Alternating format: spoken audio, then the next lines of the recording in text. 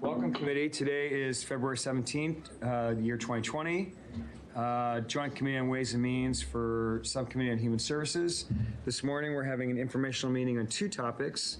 Department of Human Services is going to give a child welfare update, and then the Oregon Health Authority is going to give an update on things related to the behavioral health system. I think we're starting first with child welfare.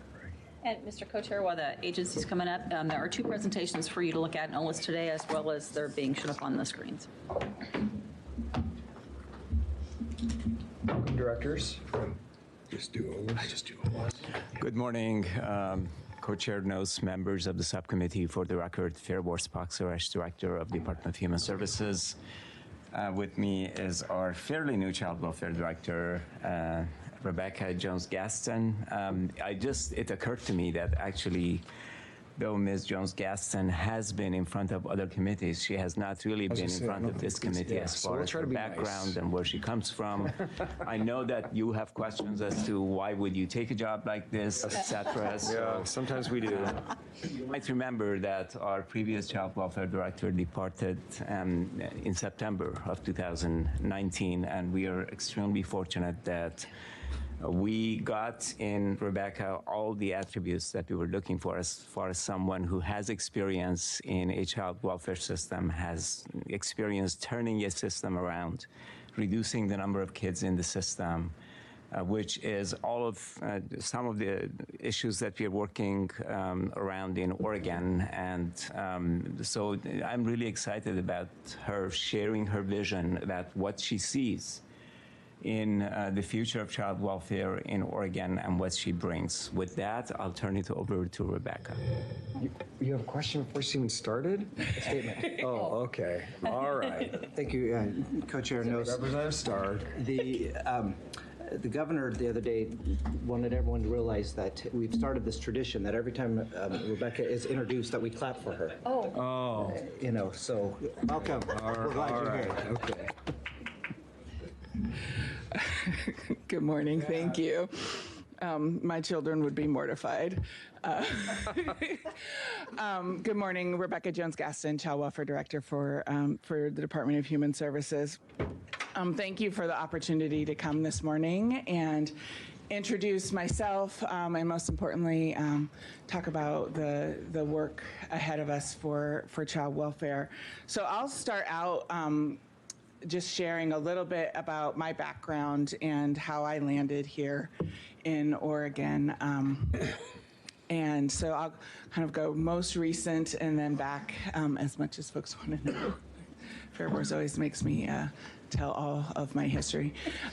So most recently in Maryland as the Child Welfare Director there, with opportunities to tackle many of the challenges that are in front of Oregon related to foster parent recruitment and retention, having the appropriate placement providers and services in place for children that we were bringing into care, and really tackling an evolution in child welfare practice around really wanting to do more work and stronger work serving children in their families and in their communities, with the foster care placement being kind of the choice of last resort and one of the most significant traumas that can be inflicted on a family. And then prior to my time in Maryland, I was in Maryland for almost 4 years. I was with Casey Family Programs for almost 10 years and served on their technical assistance unit. And so I had the pleasure and honor of working with almost all of the jurisdictions across the country in a variety of different ways on issues related to workforce development, tackling disproportionality, building partnerships with community, and really strengthening this idea that our child welfare system is far bigger than the agency, and being able to work really closely with tribal partners as well as our court and judiciary partners. And then prior to that, working with Adopt Us Kids as it first kicked off in its first 4 years, which was a Children's Bureau, ACF, supported and funded national recruitment effort around recruiting adoptive and foster parents for children in foster care, with the numbers of children across the country waiting for permanent placements being well over 100,000. And then prior to that, lots of experience doing direct practice in a variety of different ways. I was a clinician for a number of years, as well as a caseworker in DC and in Maryland. So I come to being in child welfare in large part from my own personal experience. I was adopted out of Minnesota. It comes out every once in a while, you'll hear it. And grew up in Iowa in a fantastic family and community that did not look at all like me. And so really one of the, I'll say, challenges, hurdles, strength builders that I had growing up was really trying to figure out who I was, all the questions around identity related to race, but also being the only person that I knew that had been adopted. And so that dynamic being unique as well. And so always knew I wanted to work with kids and families who had similar experiences. Didn't know it was called child welfare at the time. And have kind of been on this journey then throughout my life of being able to impact the field. So happy to answer any questions. I usually am a pretty open book around that history. What brought me to Oregon was really, I think, stars aligning. I was on a cross-country journey with my daughter, who's in her third year at Washington State. Yes, we were driving across country on purpose, and got a phone call that there was an opportunity possibly in Oregon, and had the opportunity to sit down with Fair Boars and the governor's office and really talk about what was happening here. And it really just felt like the right place to be. And so soon after, had an official interview where I think I had about 15 interview panels with a variety of community members in the workforce, and was given the opportunity to come here to Oregon, and have been here now for 3 months. And so it's been an incredibly welcoming experience, and a kind of baptism by fire hose sort of experience as well, in regards to the child welfare stuff. I know the significance and the way in which Oregon is working through child welfare is a learning experience for me. And so I've had lots of folks being gracious enough to spend some time with me. So happy to talk about that. If you're ready, I'm happy to dive into talking about kind of what I've seen since I've been here, and where I see Oregon needing to go. I sense any questions from the members of the committee, so I think, yeah, just go for it.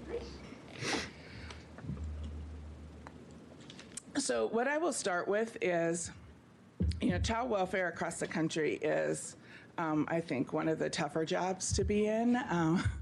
The average tenure of a child welfare director is 18 months. Oh. Which makes it really hard to really affect change and really establish good patterns. I had the fortune, as I said, to be in Maryland for almost 4, so I count myself fortunate there. But I think that's some of the challenge that Oregon has had facing it, is this stability in multiple layers of leadership related to child welfare.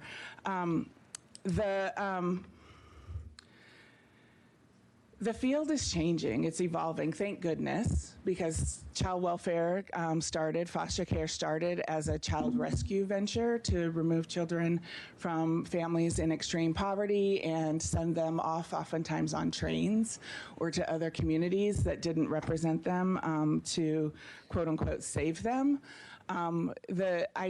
The importance of children's safety has been a common thread. We've struggled with what that actually really means and how do we actualize it.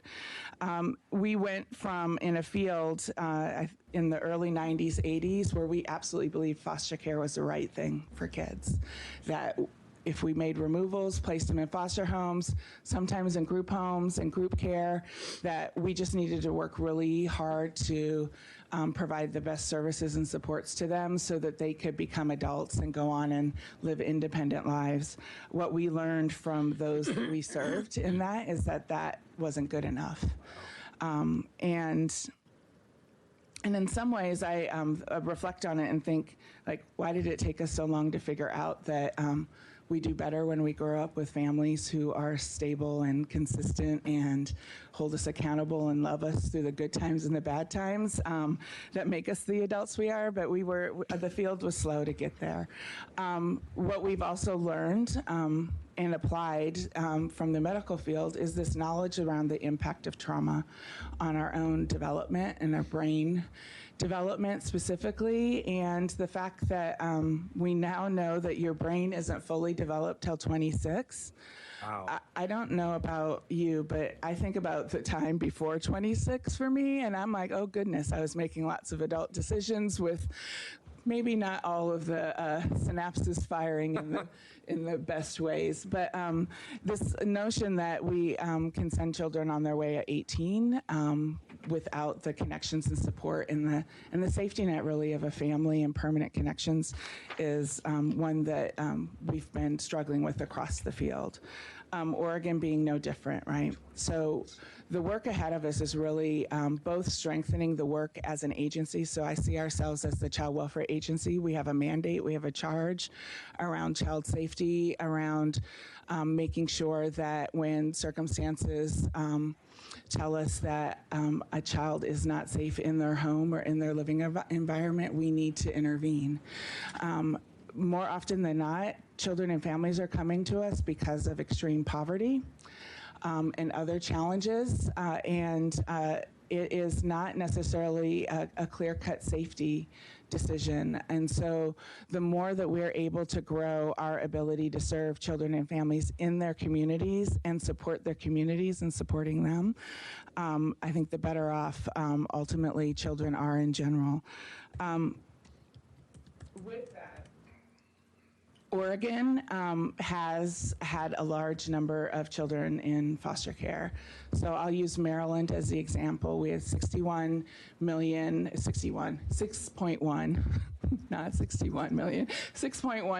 people in our population, and upon my departure had just about 4,500 children in foster care, and they're down to about 4,300 now.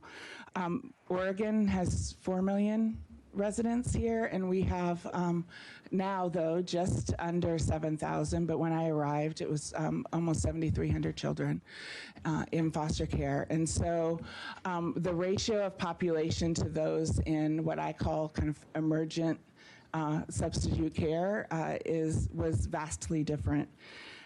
Not because there wasn't effort to try and keep children together. There really is not a formal infrastructure in our child welfare agency to support children and families outside of foster care. So that really is, I think, the charge ahead of us.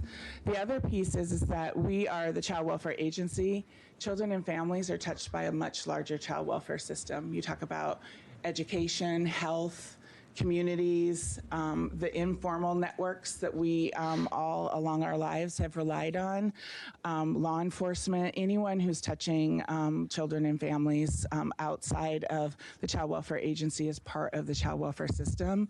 And I think out of design, we have historically as agencies operated as agencies and not necessarily as an integrated system.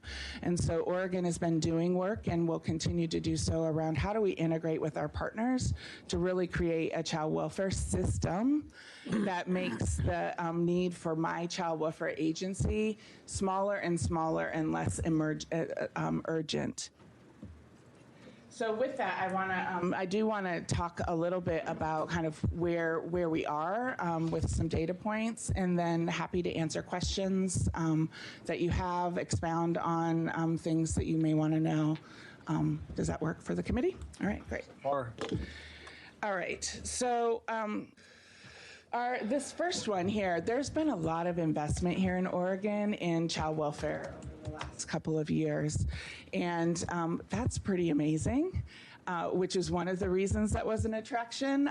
Even in all the turmoil, the fact that there were people such as yourselves, the governor, communities really saying, what can we do to change how children and families are experiencing kind of the challenges of day-to-day life. And so an investment in workforce was pretty significant from the last legislative session, and there were efforts around a surge hire and trying to figure out how do we get a workforce actually on the ground serving kids and families. And so this slide here shows really just how it's ebbed and flowed over this last year. And so in the end, we've got more staff than we started with. The challenge being is that there's work to do, and it's not necessarily unique to Oregon, but it feels very Oregon specific in this moment with, we can do a great job of recruiting and getting new workforce. If we can't keep our seasoned workforce, our in between new and seasoned workforce to stay with us, then we continue on this constant churn of needing to really build up a workforce.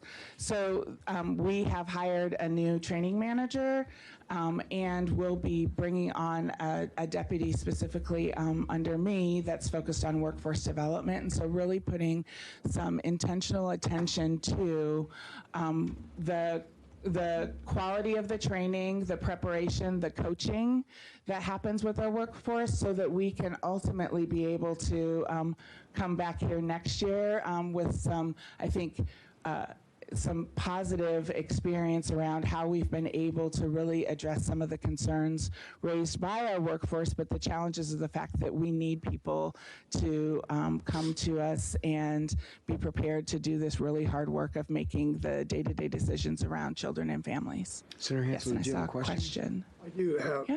Thank you very much. It's look forward to all that you're going to be doing. I'm just looking since June. We've almost, with the exception of 2 months, have had almost as many terminations as we've had hires. I'm assuming terminations also mean voluntarily leaving. And predominantly it's voluntary, and we should probably use a different term than termination and talk about separation. It is, a lot of it is the natural attrition that happens and people choosing to leave. And what we don't have demonstrated here, and I'd have to go back and get it unless Fairborse knows it, is of the new workforce, how many still remain compared to those that are leaving. Are they retiring? Are they leaving for other opportunities? Those sort of things. Yeah. Senator Byer? Follow up on that, Director. This is the net increase is about 150, but how many of the caseworker positions do we have open? The total workforce. Co-chair Byer, members of the committee, right now, because there is a continuous process of hiring going on, if you just look at the data, and I don't know as of today, but what that data is telling us, that we're now in the process of recruiting 300 plus caseworkers. What I wanted to also add, and this partially answers Senator Hansel's question, is that if you look at the history of child welfare in Oregon over the course of the past few years, and really the history of DHS, between 2005 and 2007, we had 4 different agency directors. Between 2006 and 2016 and 2015, 2017, 2016 and 2019, in a 3-year period, we've had 6 different child welfare directors. You know, these are things that contribute to, and at the same time, we've had significant scrutiny on the agency, and you know, nobody likes to see themselves in the news in a negative light every day. In addition to that, some of the things that you've been helping us with is additional staff. It will take a while to stabilize this environment, because it takes about 18 months to actually train a new staff in a way that they can carry a full workload. And training becomes a pretty important aspect of this. And that's why Rebecca just mentioned that she's bringing on a training director. So we're planting seeds that you will see the results of. At the end of the day, we have 150 new workers that we did not have a few months ago. that's a positive thing. We like to change that trajectory so that we can reduce the turnover to single digits, 5 to 7%. Right now, they're pretty high, and that basically, from my perspective, as an indication of what both our workforce and the agency has been through. So if I heard you correctly, then we still have about 300 vacancies? Which are in the process of recruitment. Representative Stark. Thank you for Chair Nips. So in response to Senator Hansel's question as well, if you looked at this chart historically, beyond just even what we have, I mean, it's been normal in a sense for years that our attrition is about the same as our hires. And it's been frustrating. So what I really appreciate is, this past session, the agency, some with us empowering, some just their own, initiative, had made a handful of changes in the way they're recruiting in order to have those two bumps that you see in October and November. So that was them actually changing what they're doing to find new recruits and bring them in. And so you would expect, if you change something, you're now suddenly grabbing a new portion of the population to come in and work for you, and then you've already, as soon as you make it through a couple months of that, you've made the gains that you're going to make on that, and so they're continuing to have to adapt, and so hopefully we continue to see more come on. But this, apart from those 2 months, the rest of this is historical norm. This is unique because it's for once on the right side. Tough job. Thank you. And one of the things that we absolutely recognize is that kind of one of our entire workforce is very valuable, but one of the keys to retaining caseworkers is supervisors. Yeah. And so in those bumps that you see, a number of existing workers were able to apply and get promoted into supervisory positions. And so that's absolutely a positive as well. And then with the focus on workforce development, it's more than just training and going to a classroom or watching a great online training. It is how are we going to support them in day-to-day as they develop and grow the skills that it's needed to be a supervisor, be a manager, along those lines. And so those are some of the efforts that we're really concentrated on working with. Some of the new structure that we have in child welfare.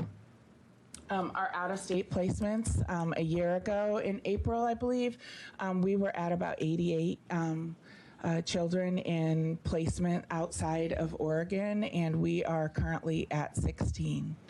And that is in large part to a lot of opportunities to work collaboratively with our health partners in really thinking about what is the capacity that's needed in Oregon to serve children.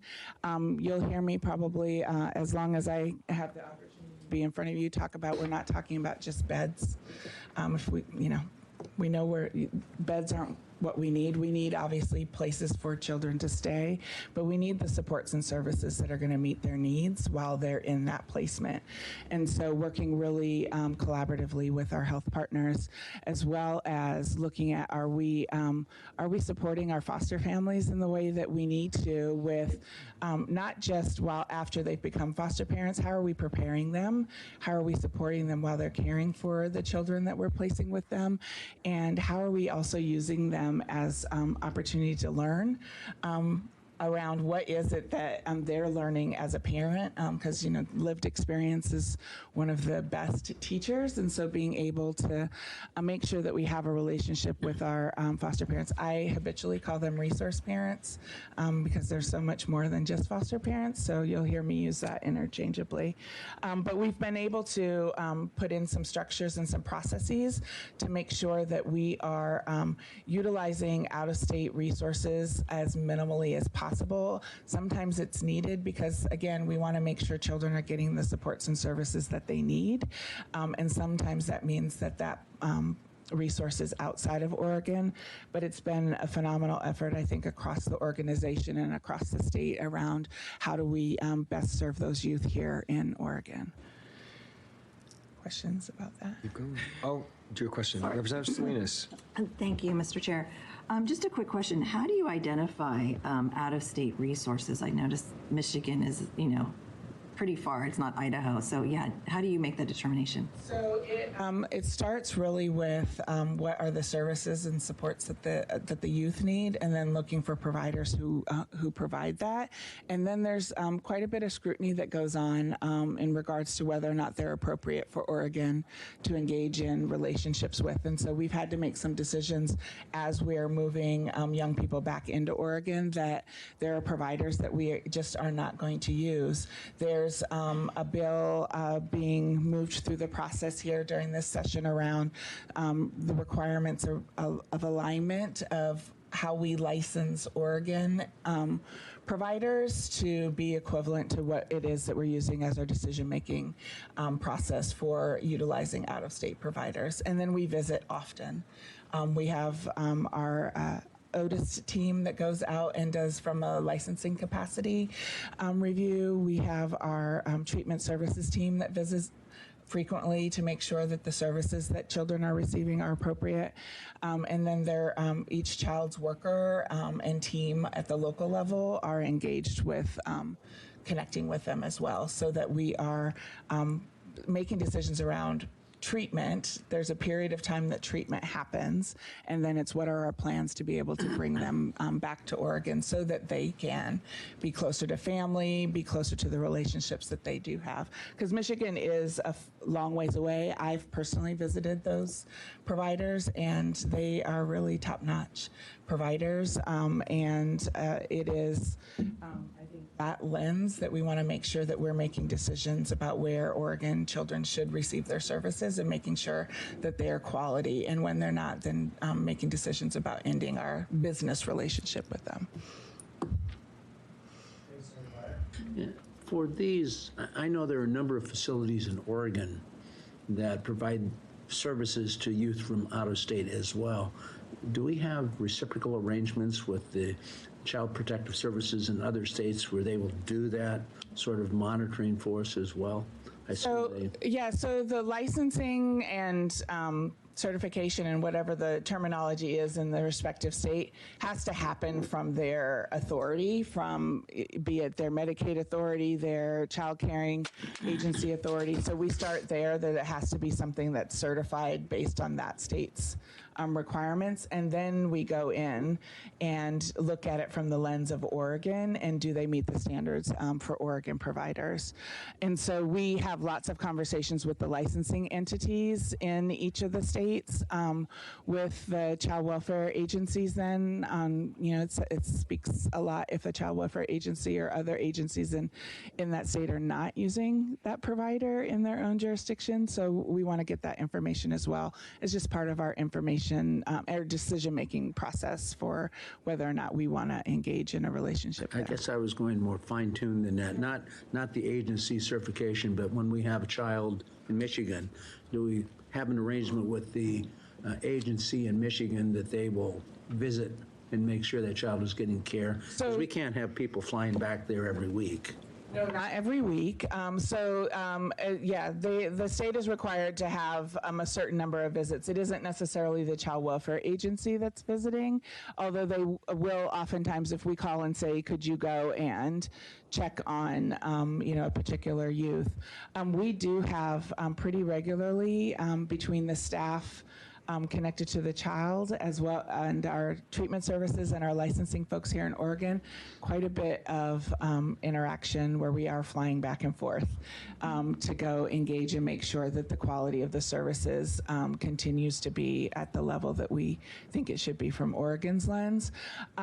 And then it is, having the relationship then, and because we've been able to now, you'll see, reduce the number of providers that we're using out of state. That's 6 providers. Having a relationship to be able to call up on the phone and do that is a lot easier than when you have, the 20 or 30 agencies that you're working with. So our folks have been able to build some good working relationships with people and have some candid conversations. Senator Breyer, if I'm not mistaken, you're specifically asking about investigations of incidents that happen. And in Oregon, when these things happen in our facilities, Office of Investigation, Training, Investigation, and Safety, ODIS investigates that. Every state has an entity like that. So every facility that we have children in is required to report incidents. Those incidents will have to be investigated by some entity in that state, and we will get the incident reports. And as Rebecca said, then when we do the visits around licensing or compliance, all of those things are taken into consideration. So the short answer, absolutely, those investigations do occur when incidents occur. I actually was, that's important. I don't want to devalue that, but I was thinking more in terms of, in a lot of different agencies, we have relationships with the staff. They have caseworkers. Having one of our caseworkers being able to have that relationship with a caseworker there who more frequently could stop by and visit, and the professionals could talk and make sure that the child is getting taken care of adequately. Yes. What I forgot to mention, Senator Beyer, is actually we have contracts also with out-of-state contractors who do visit our kids in those facilities. So we also get reports because, as you said, it's nearly impossible to go every week with our own staff. So we do have those contacts. The other thing is that when you have 16 kids out of state versus 88, it's a whole lot easier to keep track of those kids. And the majority of those kids are really right across the border in Idaho, where our office in Oregon, which is within driving distance, 2 hours, can visit fairly regularly. Both Rebecca and I have been to that facility. So that, again, it's the visits are happening more frequently because we have fewer kids. And what I would just kind of know is through the interstate compact, that's one of the requirements, is that there is an agency connected. So the contracts that we have that Fair Board's alluded to are oftentimes through our ICPC engagement with the states. So the hotline has been a hot topic. Oregon centralized its hotline function statewide across the in April. So April seems to be the time when everything was happening in Oregon last year, and it has ebbed and flowed. We've got a lot of lessons learned, and we oftentimes couch it as, what are we doing about the hotline? And I think the questions actually should be a little bit different, right? We obviously want what happens when a call is received at the hotline to be able to be handled consistently, that they're getting the information that they need to make determinations about whether or not we're screening in for abuse and neglect. What we're learning is that almost half of the calls that are coming into our hotline are for information. Yeah. So, and I always use numbers I can do easy math with, because social work, not mathematician. So on average, we're 18 to 20,000 calls a month that come into our hotline. And so if you think about half of those calls being not calls to report abuse and neglect, that's a lot of work that our screeners are having to do that isn't specific to the reason that the hotline was created. And so we have some efforts going on right now around how do we continue to improve that. The fact that the hotline has really been focused on quality of practice, and so they have some of the best metrics day to day around how many calls are they getting, what time of day do the calls come in, how long is it taking to handle the calls.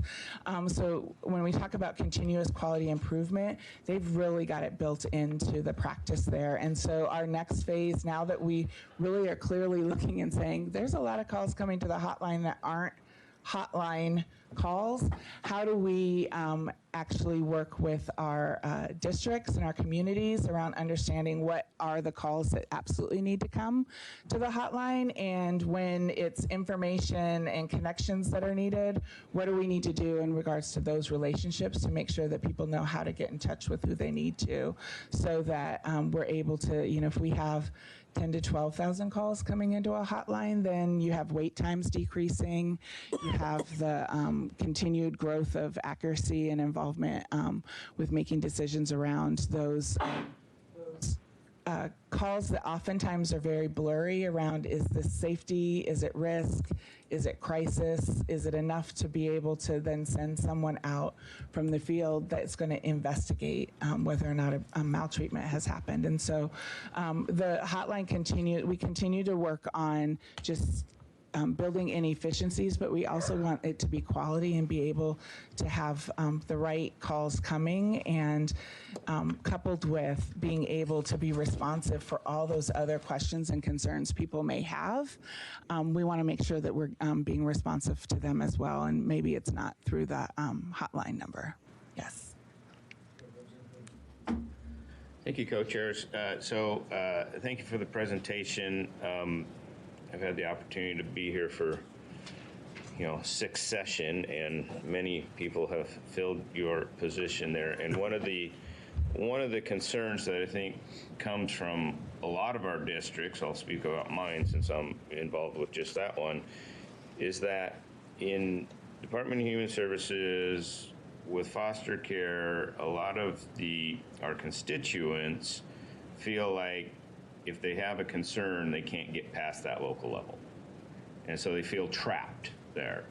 And so the hotline comes along and you're getting 44% of people are calling for other reasons. It seems to me like that should be a strong indication that at the local level, things aren't being answered. So you said you're working on that. Can you be more specific about what is the plan to make sure that people have access to information, just general information locally, or are you going to expand at a statewide level, to split this hotline and help with that information and welcome it? Because I think this is a release that people have needed, and maybe not the intended purpose, but it seems like we're learning that, wow, these individual one-off, hey, I can't get past my local level, I think you're seeing it here.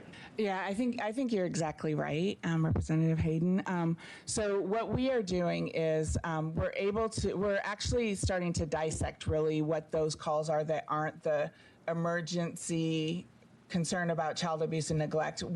Who is it that's calling? Where are those calls coming from? To do just what you're talking about and figure out what are our local strategies to make sure that at the local level, people are able to get the information that they need when they need it and get in contact with whom they need to. But also figuring out what is our solution for, is it another team of people that are being able to be responsive to folks that are calling in that aren't reporting abuse and neglect, but want to be able to have their needs met in a different way, and being able to do that. So we haven't landed on specifically what the ultimate solution is, but we're kind of dissecting the information to come up with possible strategies.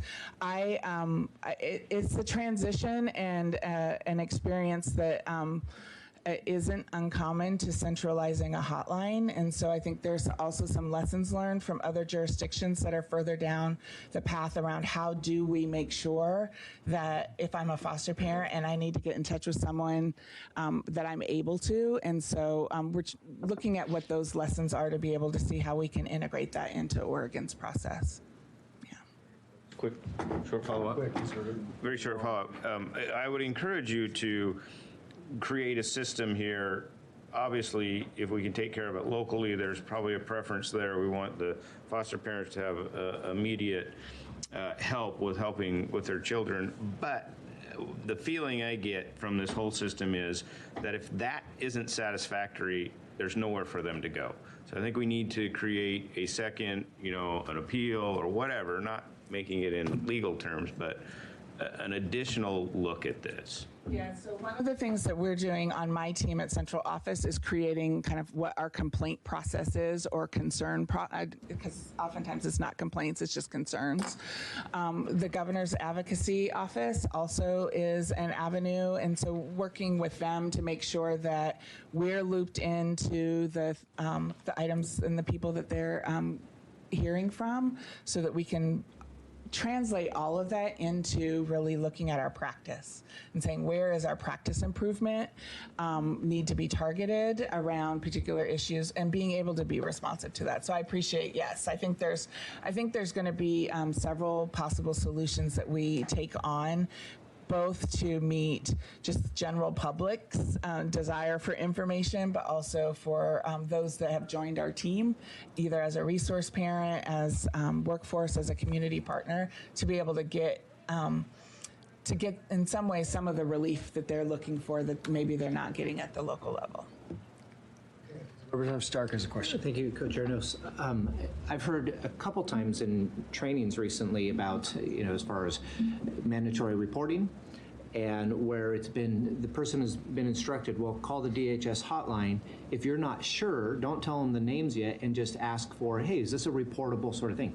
So when someone does that fall under the category of calling for information, or does it fall under the category of someone having called to report abuse?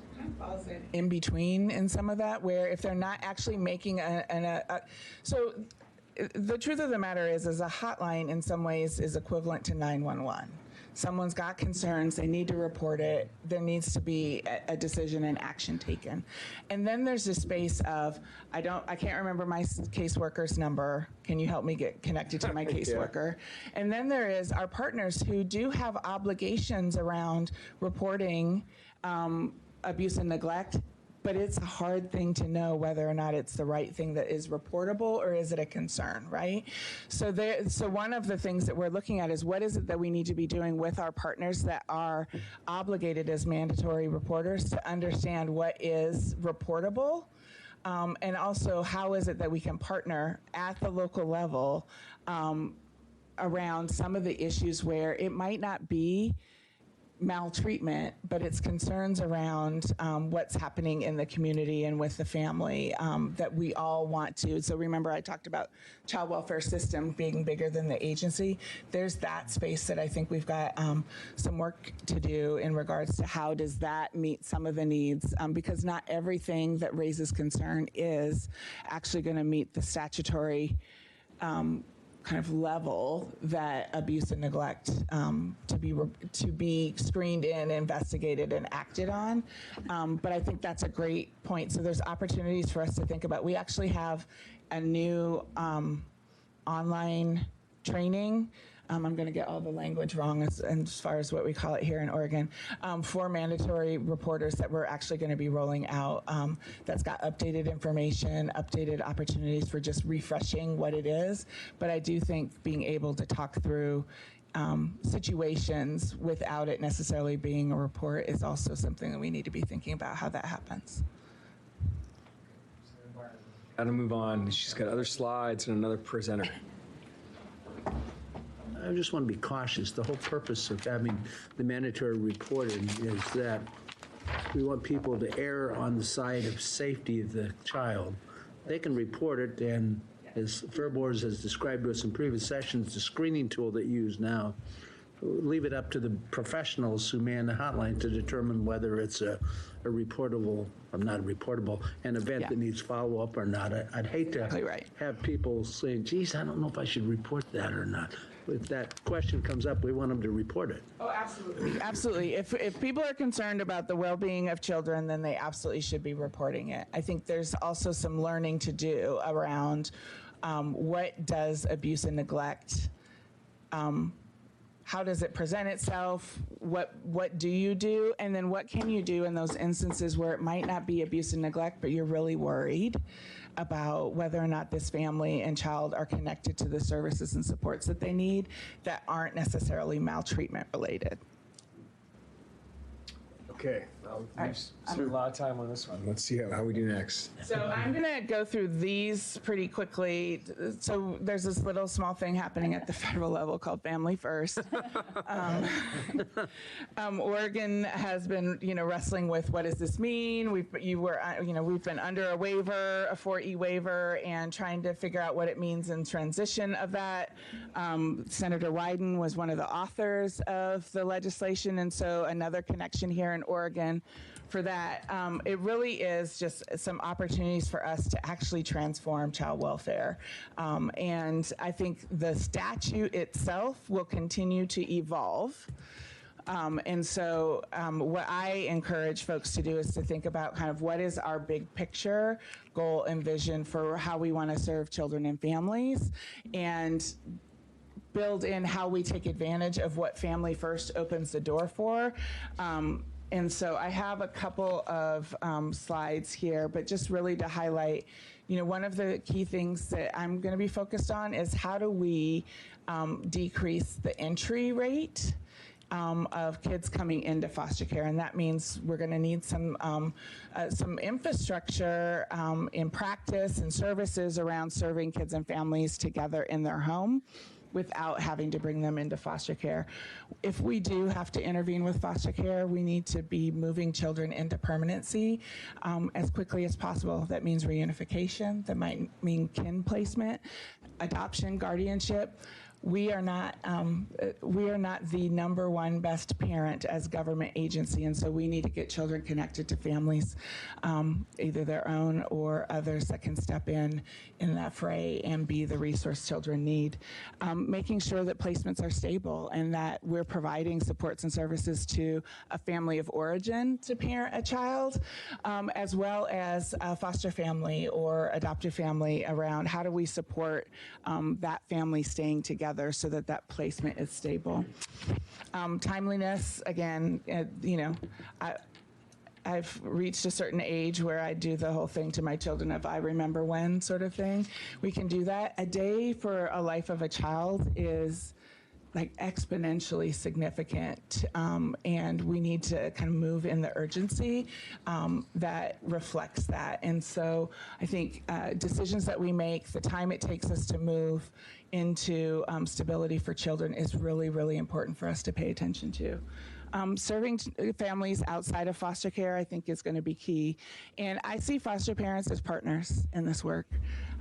They're stepping in to be a resource and a support to us. And, there are some things that we need to do as an agency in supporting them, preparing them to parent children with trauma, as well as how do they engage in relationships with the families of origin in support of reunification, in support of emotional healing, and ultimately being able to support stable placements.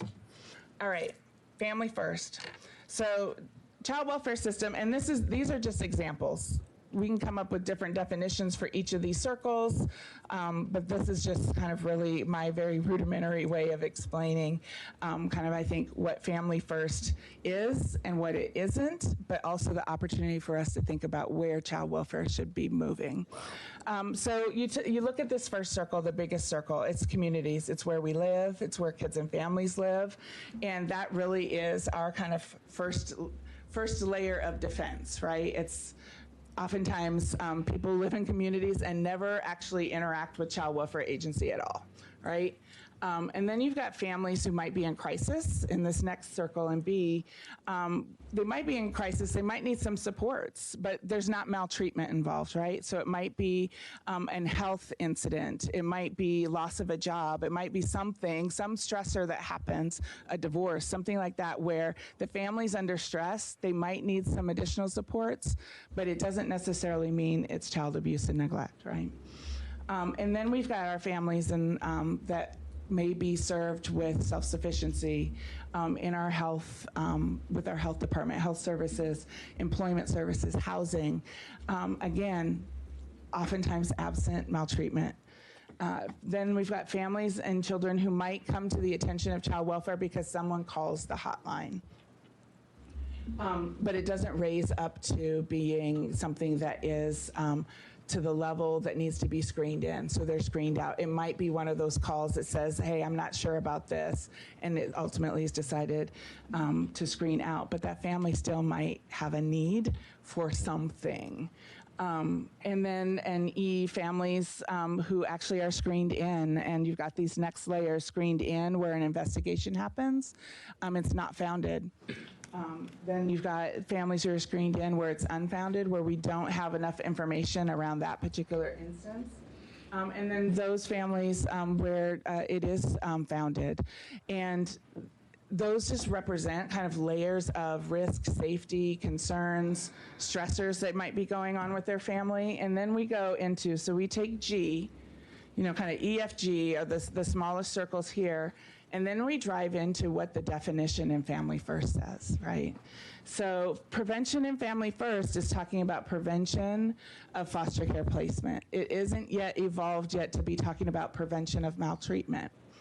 And so we're talking about, and this is some of the language in the federal statute, children at imminent risk for foster care, right? So that might be children that we're getting a call about them, and it either is or isn't screened in. And then we drill down to those children that it is determined that there's imminent risk for foster care. And then we drill down further, children are at imminent risk for placement into foster care. We have in Oregon an evidence-based practice or practices that are in our prevention plan that's federally approved, that meets the needs of all the requirements for Family First, but they may not get the service, right? And then we've got this purple circle, which is children who are eligible, who we have an eligible service, and then they receive the service. That is a really tiny circle of influence. And I guess what I argue is it's important for us to make sure that we're taking advantage of all the funding connected to this opportunity. But if we only plan our system for that little circle, we're missing opportunities for really actually preventing maltreatment in children with families and children that have other risk factors, other stressors that aren't rising to the level of maltreatment. And so I share all of this to say is we are absolutely moving forward with building a prevention plan to have services available and be able to identify and take advantage of this federal funding shift. It isn't new money. It really is just 4E finally, after decades of saying, oh, maybe we should actually provide some fiscal supports for serving kids and families outside of foster care. I imagine it's going to grow and evolve over the next 5 to 10 years to really encompass a lot more of these bigger circles. But we've got opportunities within DHS and within Oregon to think about how are we teaming with self-sufficiency, housing, our health partners, as well as just community members around what can we do to support the well-being of kids and families in their communities before maltreatment even is an issue and something for us to consider. And so my hope is that we get really good at these big circles and integrating our funding streams and possibilities there so that when we get to that purple circle, it is absolutely the kids in most need, and we're able to take advantage of the funding that's available there. But ultimately, we want to make sure that that number is very, very small because we've been able to meet the needs of kids and families prior to getting there. Question. Yeah, on the slide 7, I'm not sure what the difference between yes, thank you. What's the difference between E and F, not founded and unfounded? So, and that is probably my language issue, but not founded being, we go and do an investigation and there isn't any evidence that points to maltreatment. And so there's a finding of that it was not a founded allegation. The unfounded, and again, this is where my language stuff is. For me, unfounded, there's unfounded because there's not enough information. So there might be concerns, the incident that was reported, there's not enough evidence for there, but there might be some other risk factors that we tend to, that aren't gonna necessarily result in a founded report. But we have some local jurisdictions, local districts, branch offices that are engaging with families now in teaming with self-sufficiency. We just don't have a real formal structure for that to happen. Does that answer your question? Okay. Maybe perhaps, Senator Hansel, it's the difference between not founded and unable to determine. There are those two different things. So one is clearly my language issue. There are accusations, there are signs there, but you can't really determine that it has occurred. So that's the difference. Okay. Any other questions? Is that the end? Sorry.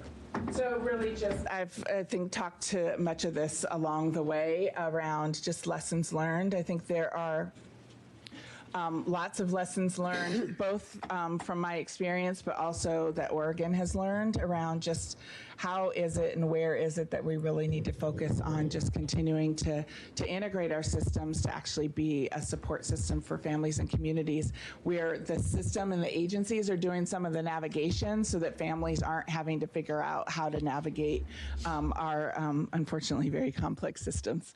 Transitioning to Family First, we are very much working hard. We have the Qualified Residential Treatment Program requirement that goes into effect on July 1 of this year, working with our partners, our provider agencies around their ability to be accredited and qualify as that type of placement. And then also thinking longer term, right? So that's the immediate. I'm thinking about how do we continue to build capacity. Technical assistance, we're working really closely with a number of partners, Chapin Hall, as well as Casey Family Programs, in regards to being able to make sure that what we are building is informed by what's happening at the national level.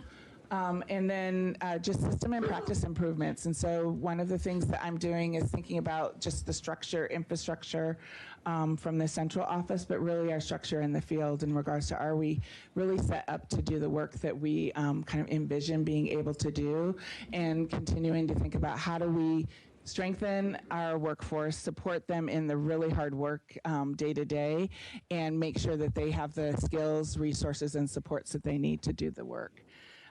Building prevention, again, talking about both prevention into foster care, but really prevention of maltreatment, and working with partners, community partners, and other agencies, and then strengthening our partnerships, really establishing a partnership with our foster families and others that are serving kids and families, and really making sure that we are at the table and having folks at the table with us, and then building a workforce that is stable, skilled, and really continuing to work super hard in serving families when they're in crisis.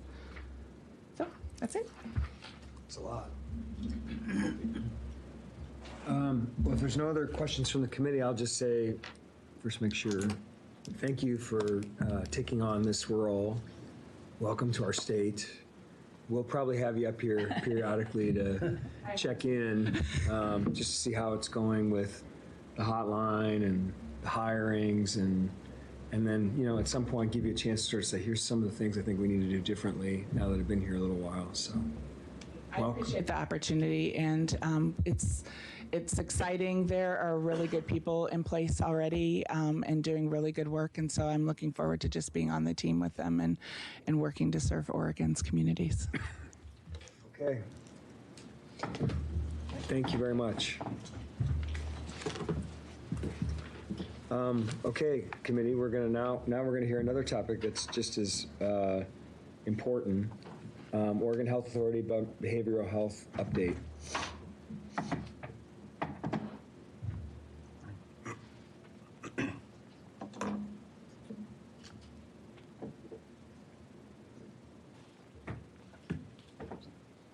Mr. Co-Chair, members of the subcommittee, while the agency is getting set up, just a reminder that the presentation material is posted on OLIS. And Bless you. Go for it. Dr. Allen, good morning. Welcome. Co-chairs, members of the committee, Patrick Allen, Director of the Oregon Health Authority. I'm joined today by Steve Allen, our Behavioral Health Director, to talk about behavioral health. We're not talking today about the behavioral health asks that we have in front of you this month. Rather, what we're trying to do is set some context for those asks. What we hope to do over the next bit is give you kind of a basic grounding in how behavioral health works in the state, some assessment of its current state, and then talk about our direction and vision for moving forward. And Steve and I will tag team that. Feel free, though, of course, as I know you will, to interrupt with any questions you have.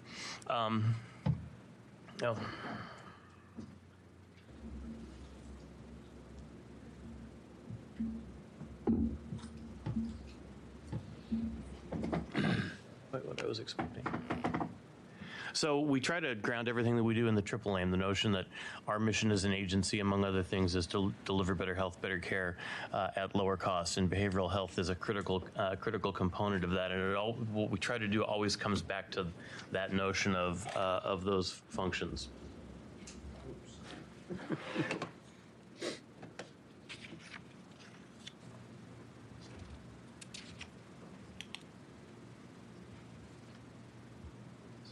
I'm apparently lost. Like a PowerPoint, I think. I've seen that screen before. There you go. But why is it doing that? That's what I did. That's what I did. Okay, we'll figure it out. So the first thing from a grounding standpoint is just to think about the term behavioral health. And I have been fond of saying when I came to OHA, I knew nothing about behavioral health, and over time I've gotten to where I know next to nothing. One of the things I have learned is the fact that that phrase gets used differently in different contexts and by different agencies. For us, behavioral health is the combination of mental health and substance use disorders treatment and recovery. In a school context, some of you know for fun in my spare time, I'm on my local school board. In a school context, behavioral health, behavior means some mixture of mental health and behaviors and actions in a classroom. At DHS, it's got yet a little bit different context, and so it's easy, particularly in a committee like this where you'll see various of those topics, to hear that phrase and maybe not realize that it's being used slightly differently. So again, for us, it means mental health and substance use issues.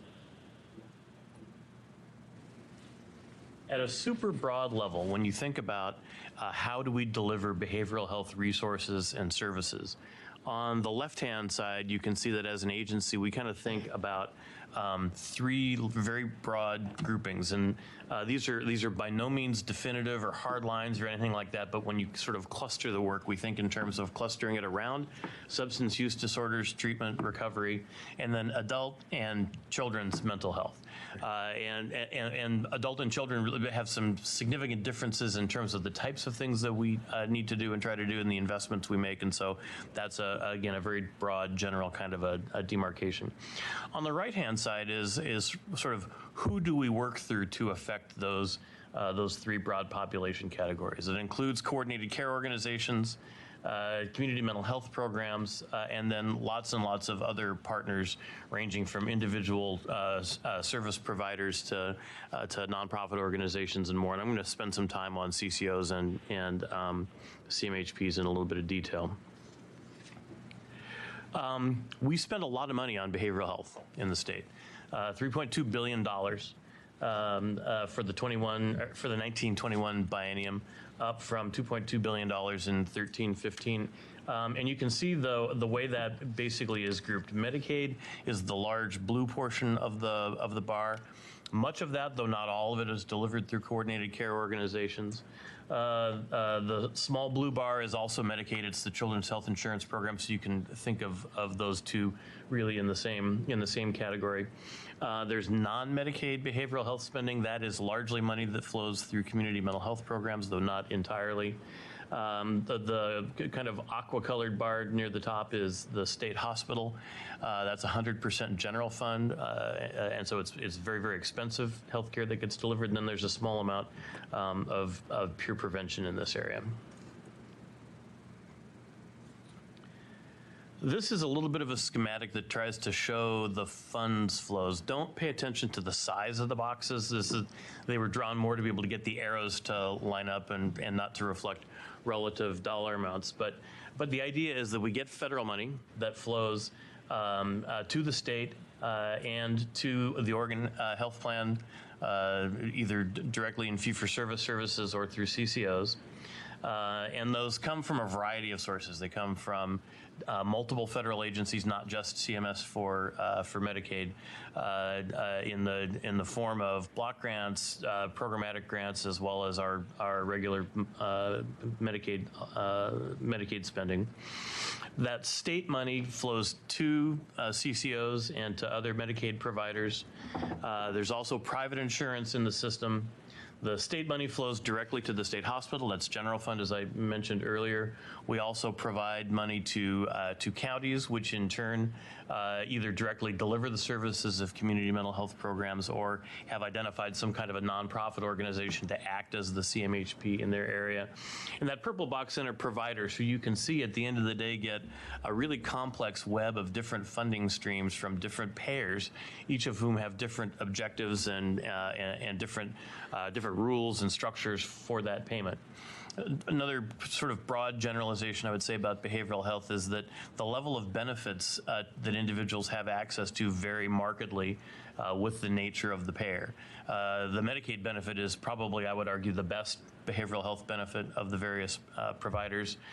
Private insurance is not as good, and private insurance in the form of self-insured plans is probably the worst of all of the benefits and the most difficult to access. So coordinated care organizations, just as a refresher, coordinated care organizations are the 15 different entities around the state who are formed to be basically a local delivery vehicle for the Oregon Health Plan. Structurally, there are all sorts of different kinds of flavors of coordinated care organizations, ranging from very small entities with 15,000 or so members that are community-based to entities that have their as their DNA medical practices. There's one CCO that's a wholly owned subsidiary of the local hospital system. Health Share in the Portland area is a complex organization that has various risk-accepting entities that are hospital systems and insurers, and then there are purely insurance-based CCOs. In any case, the 15 of them are designed to be able to approach healthcare, the triple aim from a local perspective, bringing together that payer with the providers and the community to figure out what are the priorities in that local community. About 85% of people on the Oregon Health Plan are members of CCOs and receive their care that way. CCO 1.0, as we were doing assessments of it before we moved into CCO 2.0, had some weaknesses around behavioral health, and we've tried to list some of them here. The basic idea is the system was complex, access to services was difficult, and in some instances there was sort of a delegation, almost kind of at an arm's length delegation of behavioral health to others, and so you had experiences where it was difficult to hold the CCO accountable to being able to deliver that benefit. Compounded by the fact that the CCO 1.0 contracts were pretty challenging to administer. They were complex, not clear, not well enforced by the agency over time. And these are all things we've talked about before that we set about trying to address globally in CCO 2.0. In 2.0, around behavioral health specifically, first, behavioral health was one of the 4 pillars called out by the governor and by the Health Policy Board as the big drivers of what we needed to do to improve coordinated care. So we in contract and in policy cemented the notion that regardless of who they might contract to deliver services, the CCO itself is responsible and accountable for the behavioral health benefit. And we've tried to provide contract language that helps to help firm that up. We have new requirements around network adequacy for behavioral health, and we've also required that priority populations be eligible for intensive care coordination. You may remember a letter from Governor Kitzhaber that criticized sort of top-down regulatory dictating of standards. Well, this is exactly what we're talking about in that circumstance, is being much more direct and accountable in contract and in OARs to make sure that people who have behavioral health needs are able to get those needs met. And then we required something that was occurring in some places but not others, which was that behavioral health needed to be able to be delivered and reimbursed in a primary care setting.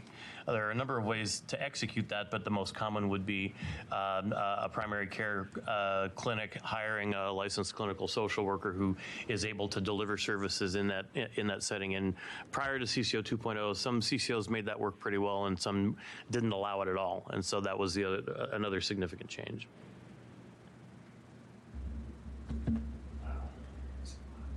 community mental health programs exist in parallel to and ideally in close partnership with coordinated care organizations. You might sort of, in a lay sense, think of the county mental health program as kind of the mental picture of a CMHP, but it's actually a good bit more complex than that. There's a local mental health authority that identifies who will be the CMHP, the community mental health program. In many cases, that is county government, delivered directly by county employees. But in a number of cases around the state, that's some other organization that operates on contract for a community, so a nonprofit or other organization that delivers those services. The idea is that the CMHP, at a minimum, is the local safety net set of services for people with mental health needs.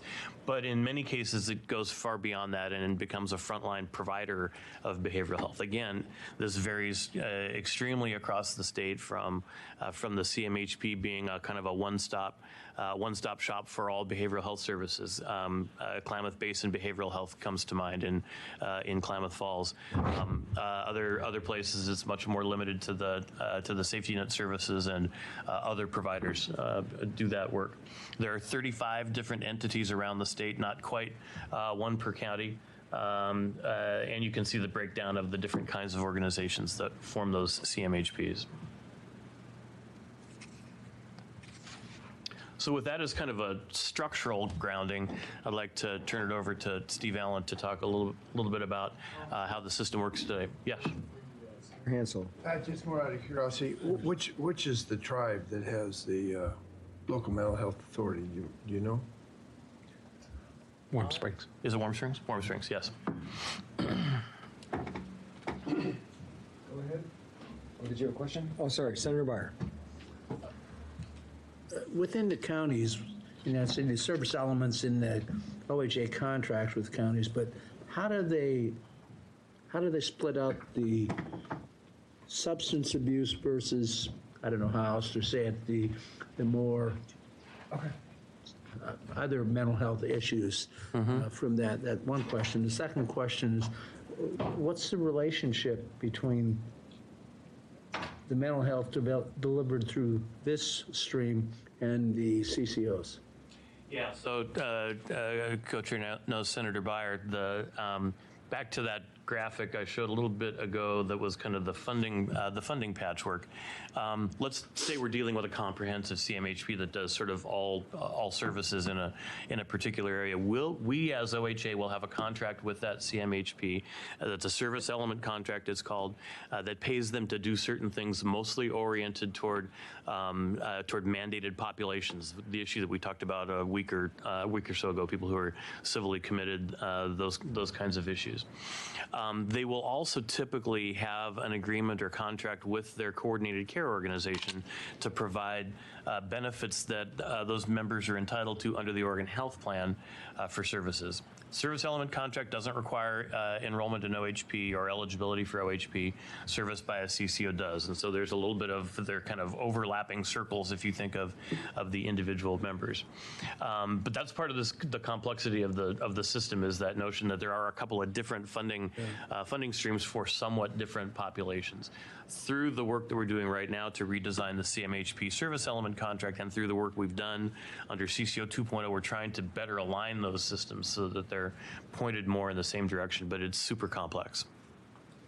I mean, sure. How do you answer one of the concerns I've heard a lot about in various counties is that the counties take care of themselves first, and sort of the substance abuse providers get what's left. So I guess it's a question, how do you define adequacy? Sure. Good morning, Co-Chair Nose, Co-Chair Byer, members. For the record, my name is Steve Allen, Behavioral Health Director for the Oregon Health Authority. And I think the question underlies how substance use disorder treatment is funded here in Oregon, and the priority or lack thereof that it has against other priorities, including mental health.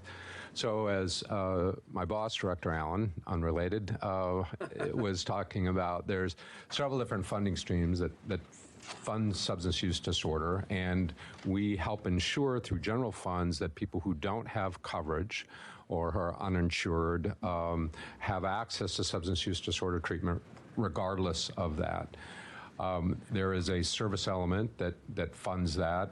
In part, it's also funded through federal block grant monies. The current substance use disorder waiver that we have with CMS is to help leverage additional federal funds where we've had to use general funds in the past so that our dollars go further. In terms of the priorities, we set those general funds aside specifically for substance use disorder treatment, and our counties are obligated to spend it in that regard. And of course, as you also know, we have too little substance use disorder treatment here in the state, so sometimes the funds are available, but the actual services aren't, and that's related to a lack of programs, lack of bed space, lack of workforce. And so I think one of the bigger challenges that we have in a state that has one of the highest rates of addiction in the country is to ensure that we have all of the pieces of the puzzle so that we can fully leverage the funds we have and we can get people the treatment they need when they need it, where they need it. I could just quickly add one thing that I'm related to that I meant to mention on the $3.2 billion slide. The first time I used that slide, I think was here, and I think I said something to the effect of, at that stage, I really had no idea whether that was too much money or not enough money or anything like that. Today, I would refine that a little bit, and I would say that that we need to improve accountability and specificity of services that get delivered for those resources. And to Steve's point about substance use disorder treatment, we need more of just about everything in the behavioral health system. So it's really a kind of a both and. There's a lot of money in the system. We need to do a better job of accounting for how we spend that money and getting results for it, but we also need more of just about everything. Steve. Yep. Okay. Thank you. Say about every program in state government. Yeah. Representative Hayden. Thank you, very quickly. So, jump on that comment I just made. So to kind of assimilate those three things you just talked about, there's a lot of money. We don't know where it goes. How do you get to we need more? Not exactly what I said. Not exactly what I said. It's not what I said. It's not accounted for. We need to do a better job of having the system be transparent and accountable. I think the money is generally being well spent. I think it's hard for us to articulate on a county by county or CCO by CCO basis always in detail exactly the results that we're getting for those resources. But the fact of the matter is they're buying valuable services that people need, and people continue to have a difficult time accessing services, not because the money is sitting there unused or used on other things, but because we need more resource to be able to provide more service. The need is that great and has grown dramatically over the last period of years. Maybe just to continue this conversation, because I think it's important. When I look at the slide that we showed just a bit ago, where we are spending $3.2 billion on behavioral health care, and if you look at the trajectory of the graph, it's greatly increased over the last couple of sessions, so thank you for that. So why isn't the system working better as a whole? And so let me just take a shot at that from my perspective. So if you think about a car, there's a lot of parts to that vehicle, and all or most, maybe except the cup holders, are necessary for its smooth operation, right? So in a system where we have invested a lot of money, that funding is necessary to achieve the results we want, but in many cases not sufficient. And I'll talk a little bit about a subgroup of the population. If we think about behavioral health care along a continuum from fairly mild, an adjustment disorder, a transition that people are working to cope with, versus a severe, persistent, complex behavioral health condition on the other end of the continuum, I think where we see Oregon challenged, like other states, is that the people who have the most severe, chronic, complex conditions, we're really struggling with. They are struggling with the services that we have provided. So if you think, going back to the car, We wonder why we're not doing better. Well, maybe in some cases we start out with 2 wheels. Now we have 3, and we're wondering why we're not moving down the road. We need that 4th wheel. Sometimes it's an additional investment. Sometimes we have all 4 wheels, but they're parked in different places. The system's fragmented and they don't work very well together. We need all 4 wheels in the same place at the same time. We also need a steering wheel. We may need a clutch and a stick shift because we're just stuck in 1st gear and we can't figure out how to move into the 2nd gear. So there's lots of different parts to this, and these investments we've made are critically important, and we may need more. In fact, it's likely we may need more, but as importantly, we need the system to work better across all of its parts so that we have what in essence is a car that moves nimbly and quickly enough down the road to provide those services for the people that need them. The first slide that you're looking at now begins to give a nod towards those complex populations. And so in the simple case that I described, it may simply be a conversation, a series of sessions between the person in need and the person providing the services. All are under one roof, a single provider, a single healthcare system. That is as easy as possible. And the example you see here, see someone who is probably multi-systems involved. So it may include a healthcare system. It may also include the courts, corrections, social services, a child welfare system, et cetera, et cetera. And the more of these agencies and systems that are interacted, the more difficult it is to work in concert, like the car moving down the road. The slide that you're looking at now gives a nod to some of the most significant challenges that we're working with now. One is that Director Rebecca Gibson-King just talked about today in the child welfare system. Well, if we think about complex systems, we have parents, I've been told, in the neighborhood of about 60–70% whose children are in child welfare system who have addictions, and we're not treating those addictions very well. To gain success there, we have to work across both the child welfare system and the adult system, the behavioral health systems. Many of those adults who have addictions also have a mental illness. They may also have physical health challenges. If we do not address those and effectively, we're not going to gain much ground on the child welfare system because we have to work across all of those systems. Same thing with aid and assist. We think we have a very significant problem of untreated methamphetamines, and yet we are mostly treating the aid and assist as either a criminal justice challenge or a mental health challenge. We have to have all 4 wheels working on the car to be able to make progress in these areas, and we have to work across multiple systems. Where I think we need to go here in Oregon is to have a system where services are simple to access. That those services, when you receive them, are responsive to who you are as an individual, your race, your age, your gender, your location, and meet the comprehensive needs that you have. If we address 3 out of the 4 things that you need, and we don't help you address the 4th, all of the resources that we pour into the first 3 may not be very effective.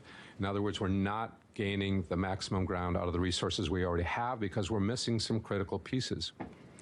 And fourth, and the third piece is meaningful. What are we driving towards? How are we actually improving people's lives? And here I think there's strong congruence with a triple aim, that if we do the first 2 things right, that we help facilitate simple access to services that people need, that those services are actually responsive to those needs in addressing who you are as an individual and allowing for the comprehensive needs to be met, that we can improve people's health care, we can improve people's lives and the communities in the process.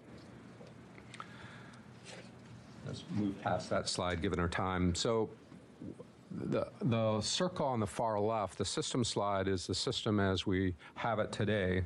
If we look at these 3 words, simple, responsive, and meaningful, as priority parameters that we're driving towards, and we set in place a system that continually looks at those things, that incentivizes change to make the system as a whole more simple, responsive, and meaningful.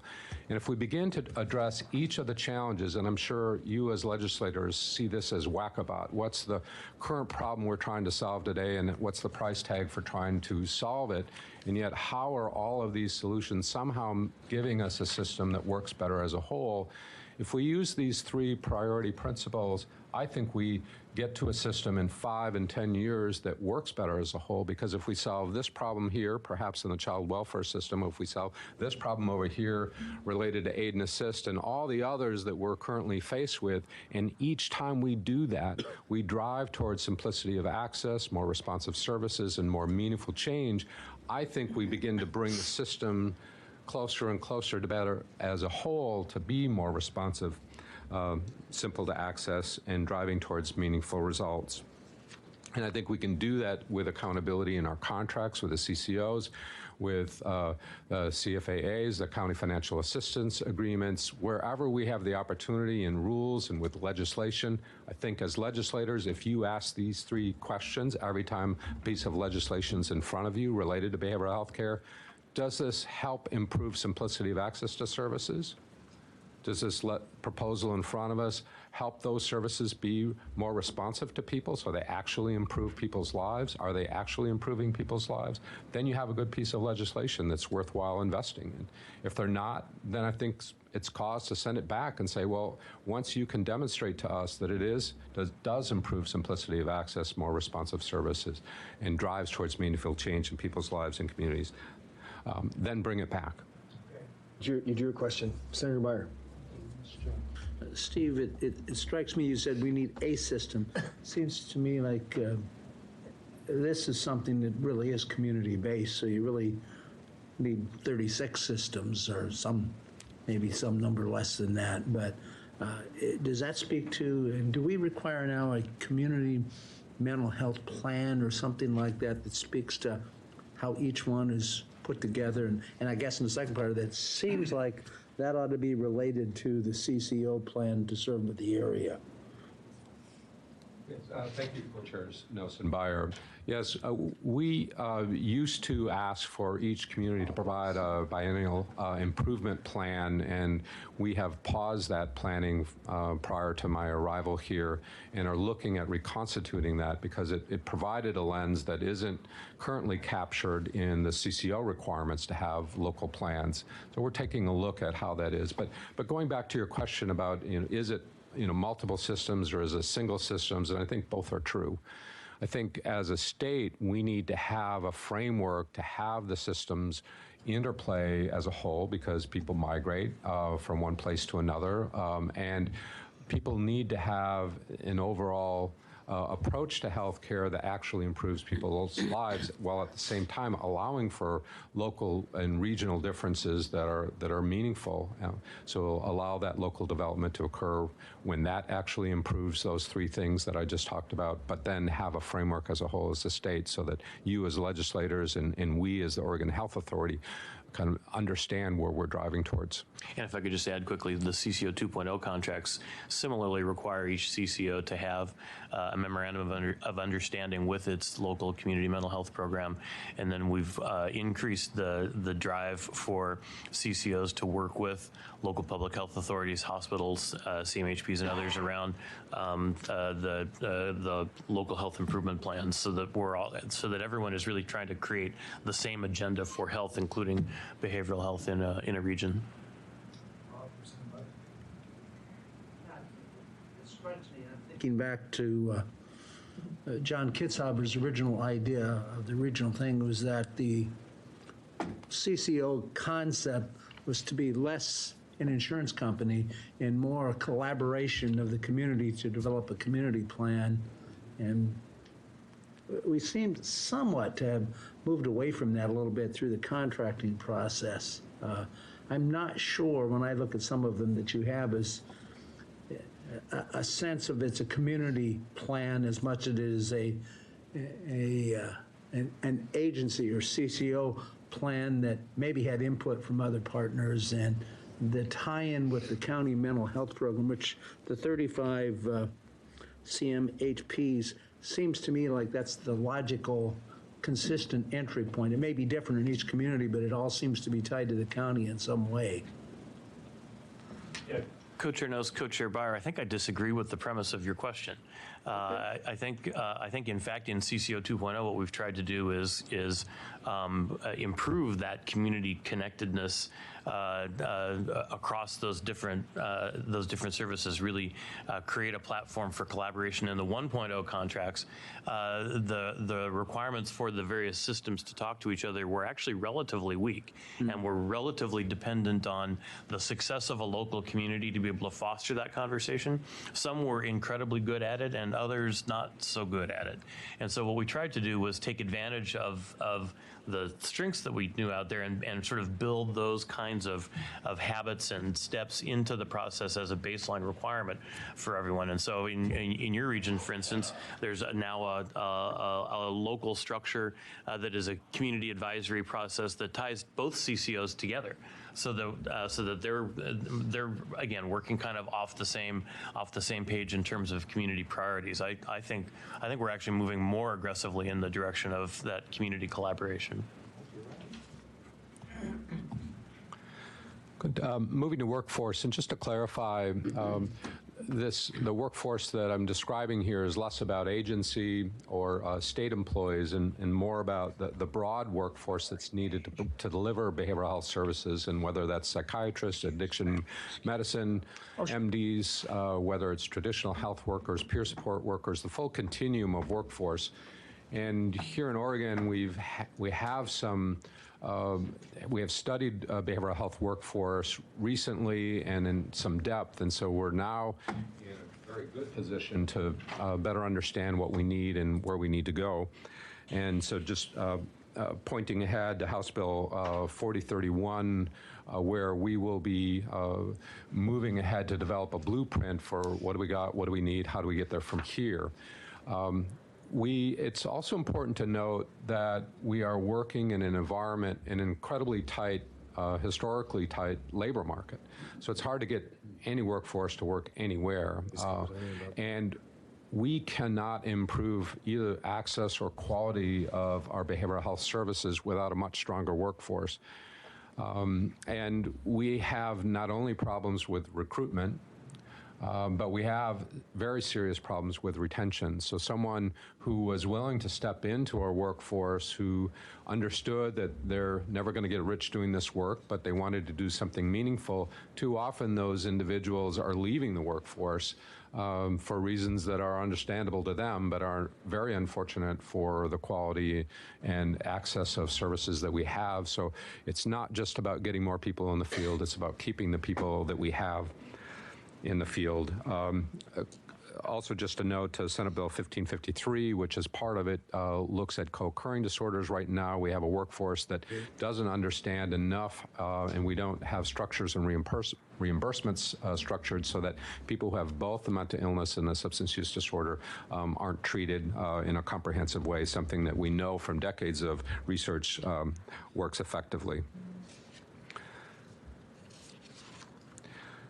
I want to point out that in addition to the two legislative committees, that the Governor's Behavioral Health Advisory Council is also taking a look at the system as a whole, including workforce.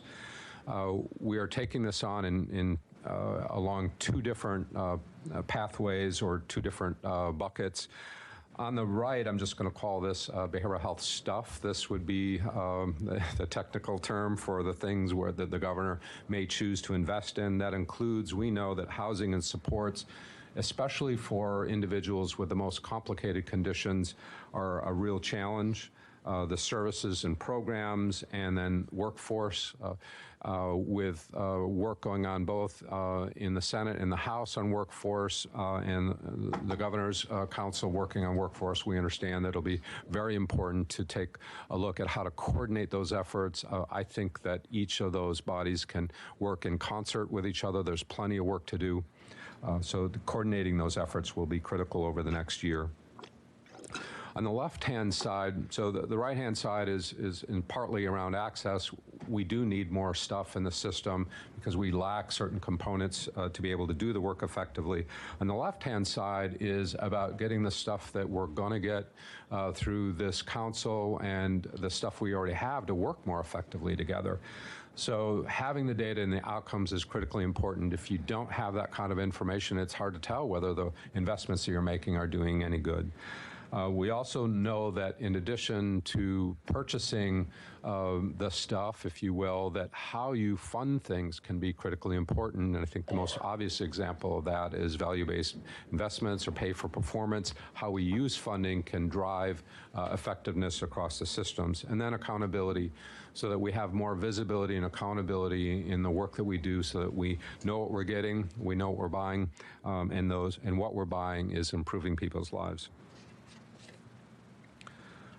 The current pressures in the system, I think, are public and are obvious, but I just want to give a nod to those. At the Oregon State Hospital, we are really struggling with capacity right now, and the story over the last number of years has been the rapidly growing aid and assist population, more than doubling over the last 5 years, and not abating. And there's more we need to know about what's driving that, but it is increasingly pressuring the capacity. When I was here with the Council of State Governments project, I remember sitting down with hospital staff, and they were challenged by the increase of the aid and assist daily population up to 200, 210. They were hoping it would cap at 220. Now we're looking at 300. At the same time, the guilty except for insanity population, after a long period of stability, has suddenly had an upturn, and the key concern there is length of stay. Capacity in a residential or hospital setting is not just beds. It's not just beds. It's beds plus length of stay. And for the guilty except for insanity population, the length of stay is about 2.5 years. For civil commits, it's about 120 days. For the aid and assist, it's about 80 days. So 11 times the length of stay that you have for the other populations. So this is critically important to understand and to manage those. As part of that, we've had a decrease in the number of beds that have been available for mental health residential. We are taking a fresh look at that as we speak to see whether some of that capacity can be rejuvenated. We also need strong community services. Ultimately, any of the residential or hospital settings are temporary in nature. The solution, the answers, the long-term treatment strategies need to be based in the community. We need to invest more there and to strengthen the services that are accessible in the community. So the vision for the behavioral health system moving forward is a meaningful, dignified life is attainable for all people of Oregon who struggle with mental illness or substance use disorder, regardless of who they are, who they love, and where they're from. So happy to take additional questions. Go ahead, Senator Byer. I might have a question too. You first. Steve, the lengths of stay, you said it's increasing. Is that a function of the illness or the design of the system that we have now and capacity issues? Co-chairs Noes and Byer, excellent question, and we think it's a combination of several things. So one of those is the acuity or severity and complexity of the conditions that are currently being treated. Those appear to be going upwards, and we think that's in part due to a combination of both mental illness and severe substance use disorder as being a part of it, behavioral challenges. So the length of time it takes, the dosages, if you will, for treating people with those conditions is just longer by its nature. But a secondary and equally important consideration is the time it takes to find an appropriate placement for people as they're exiting care in one of those placements. And we're hearing again and again, not only from the state hospital, but from residential and other hospital providers, that it's increasingly difficult to find appropriate placements for people in community settings. And that increases the length of stay. So I think as of last week, we had about 70 individuals at the Oregon State Hospital who no longer needed hospital level of care and for whom we were searching for placements in the community.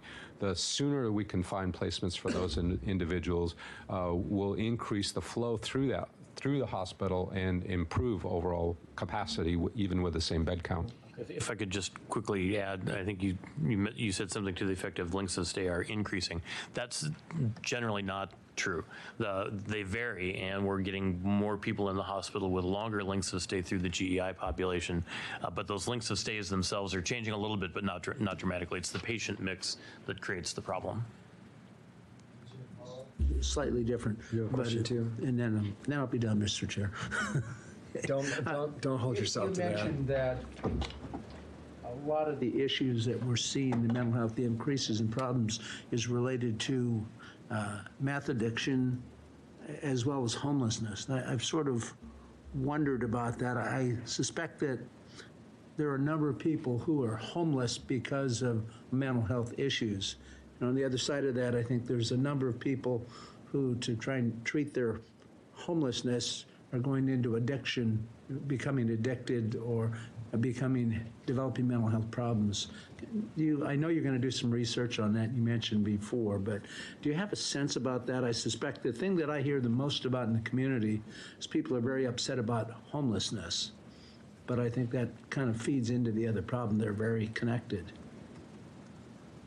Co-Chair Nelson. Yeah, very astute question, and it's a complicated environment, but one piece I might encourage this committee to keep in mind is that two things. Elsewhere in the country, that in places that don't have the same level of housing challenges that Oregon have, if you have a mental illness and addiction, that cliff, if you will, between losing your housing and being able to regain it is much different than it is here in Oregon. Once you lose your housing in Oregon, I mean, there are professional people who can't keep a job because they can't keep housing, and folks in even rural Oregon providers are struggling to find housing for employees that they're trying to bring on.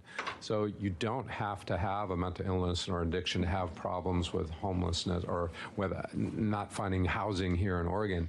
If you do have those things, once you lose it, it's incredibly hard to gain it back. And that's in part because of the mental illness and addiction. And then once you don't have housing and you have a mental illness and addiction, it's extremely difficult to provide good care for those individuals. So it's very hard to get them out of a vicious cycle in which they've lost their housing and they can't get it back because of those addictions and our inability to provide effective services with a lack of stability in placement. One quick data point on that, of the people in the hospital on an aid and assist order, 70% were homeless at the time of their arrest. Wow. Representative. It's kind of on a side issue to all this. With all the people that have been homeless for so long and had really long time, chronic mental health issues, I would imagine their medical issues have gotten more extreme and more expensive too. How does that figure out? I mean, do you have like a trajectory of that, or how much more additional costs that causes? Yeah, Co-Chairs, Representative Scott, and that's exactly right. Uncontrolled diabetes is a huge problem for people with mental illness. One of the biggest interventions we provide at the state hospital in Salem when people come to us is dental work. People come in with years and years of deferred dental work, and so we've got a large dental clinic as part of the hospital, and so part of the reason that care is so expensive at the state hospital is because of that interrelationship of medical complexity with mental illness.